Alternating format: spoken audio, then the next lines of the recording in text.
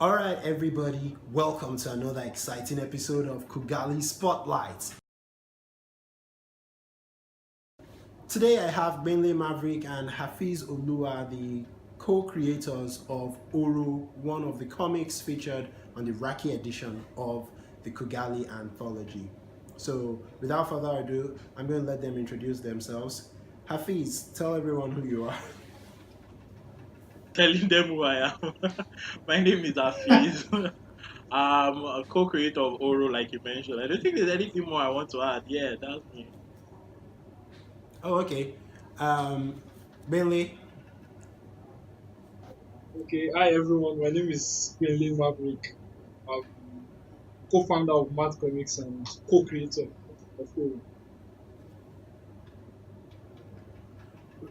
Right, and so are those your real names or your pen name or?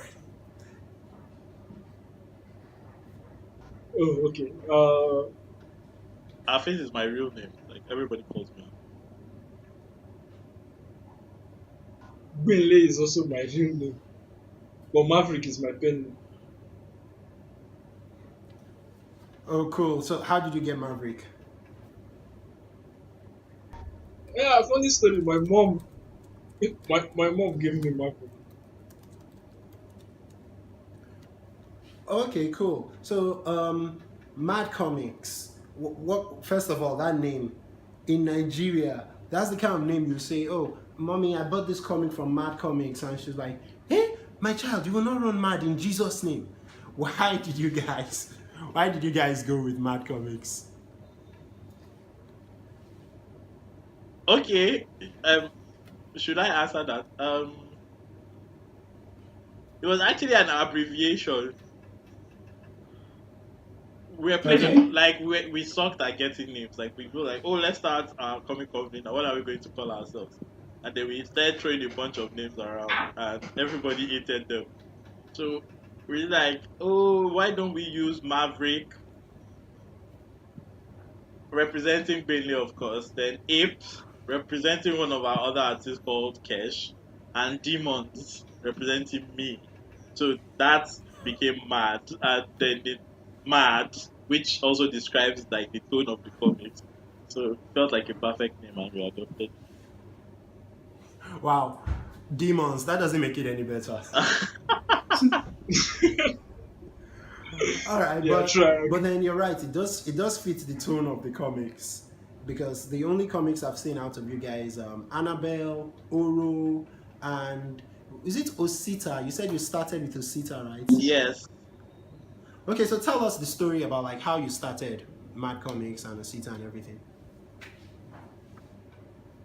we started with Ola actually, not Osita, but you won't find Ola on the Mad Comics website. Oh, okay. So I'll let Biola tell that story because I don't even remember how.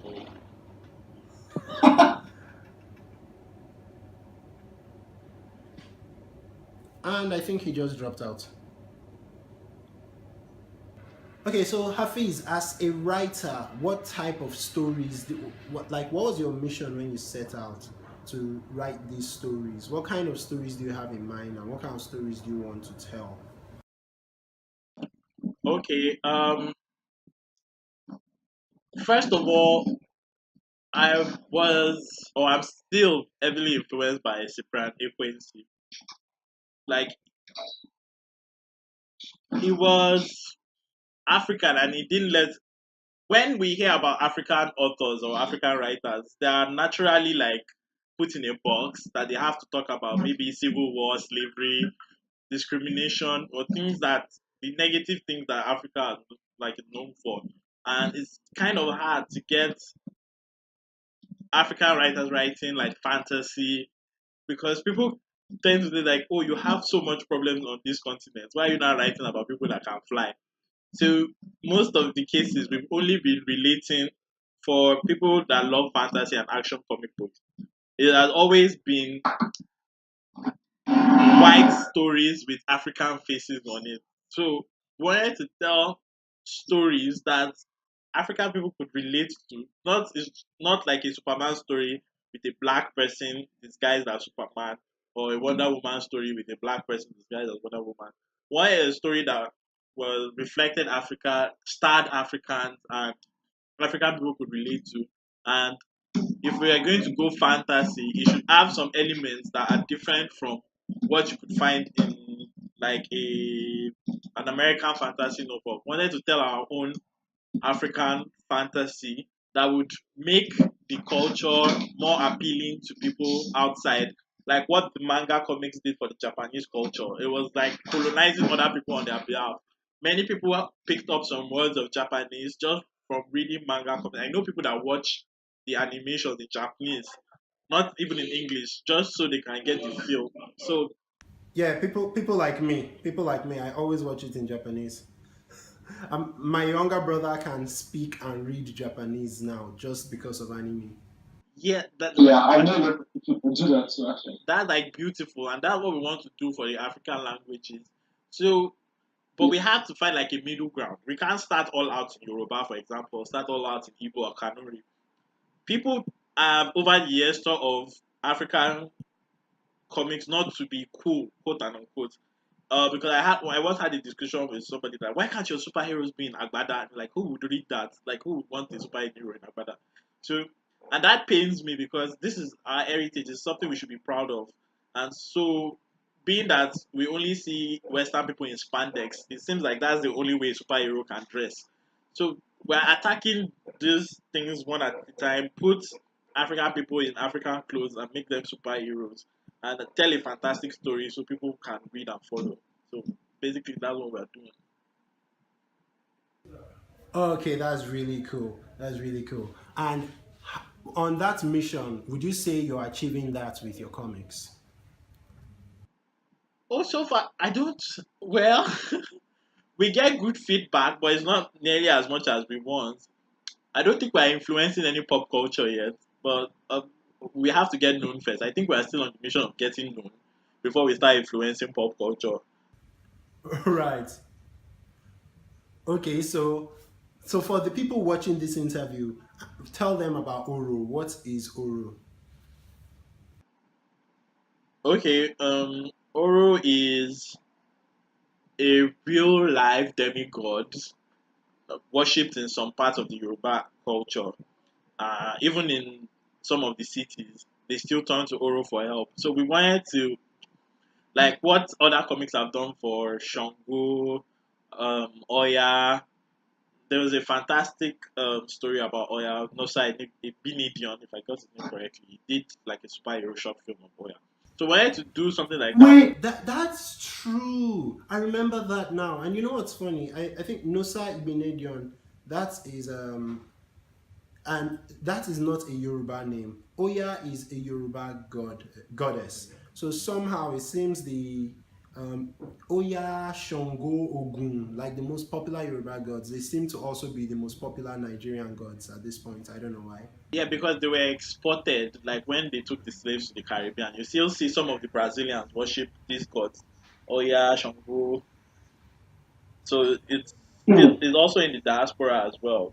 So I wanted something that was basically Nigerian and still a bit recognizable, a name, and that didn't have so much of a backstory like those three that we could play with. And I also wanted to do like some social commentaries with some real life people that did some extraordinary things, but people, whether good or bad, that people might have forgotten about, and try to um, spur people on to research. I think that's like my major aim. Like if you see something in my comic and to be like, oh, this guy existed, let me research him and see, and then discover the stories that have been untold for a while or that have just been discovered. So basically, that's what we're up to. So Oro is such is a in our comic, Oro is an immortal that has been abandoned by his parents, and he lives in the forest and he protects the village that surrounds the forest from people that tend to come and harm them. And in this in this story arc that we find Oro, is going to do something he has not done in yet. He's going to leave his village behind and he's going to be immersed in the modern world. So there's going to be a clash of Oro leaving the comfort of what he has always called home to fight somewhere that is foreign to him. So that's the concept we're exploring in this story arc for Oro, and with some relatable villains that are stemmed from real life influences. Okay, that's real. Like, I love what you just did. You've just given me like five questions from that. First of all, you say he's leaving his village for the modern world. So this comic is set in modern day. Yes, it is Um, actually. Is it set in Nigeria or in a fictional country or? It is set in Nigeria because if you see Oro 3, which is amazing by the way, thanks to Iman and Bailey's wonderful art. Oro 3 opens in Aso Rock, which is like as Nigerian as you can get. That's our presidential villa. So it's showing us where it's going down. It's in Nigeria. Right. And you said he's an immortal that but he lives in a village. Like, was he born an immortal? No, it wasn't born an immortal. It was just born disfigured. His parents were the royalty of that village, and then when he was given birth to, his father was expectant of a boy, and then when he came out, he was missing some part of his face. He didn't have a nose. He was disfigured. So there was no how the king was going to allow that to be his prince. So he decided to discard the baby. So he gave the mission to one of his warriors to kill the child, but that one could not find it within himself to kill the baby. So he threw him into an evil forest, so to say, where people don't go, and That's the story of Snow White, ain't it? something like that. But it's not as pretty as Snow White. So right. yeah, So is raised by I'd like to some ask. spirits in the forest, and this the immortality will get to explain in this story arc to get why he's immortal. Oh, okay. So I would like to ask the artist mainly a question. Have you designed what Oro looks like without his mask? This disfigured face. Yes, yes, yes. Yeah. Ah, Yeah. I remember in issue one you showed him without his mask, but you showed it from an angle where we couldn't see the face properly. So, are you ever going to like show us Oro unmasked? I don't know. That depends on Hafiz. That depends. Well, even if Hafeez doesn't write it into the story, couldn't you just release it as like an alternate cover or a poster or something? No, that's or like a you're the only one reveal who we are knows what going Oro to looks like. a reveal that is going to be like a great reveal. So it's just like Lagbaja starting his career and then he has taken off his masquerade attire. Then what's the point? Or like Sia, with all our strangeness, decide to just become open. No, we have to keep it for a while before we show his face. Yeah, I'll not even say for a while. I'll say for a long while. Like a long while, A exactly. long while. I'm going to make people start wondering what does it look like without the mask. Kind of like Kakashi in Naruto. Oh, Naruto really ran with that. Oh my. They actually did show us Kakashi unmasked Yes, eventually. yes, eventually. But, But it was much, much, much, much later. yeah.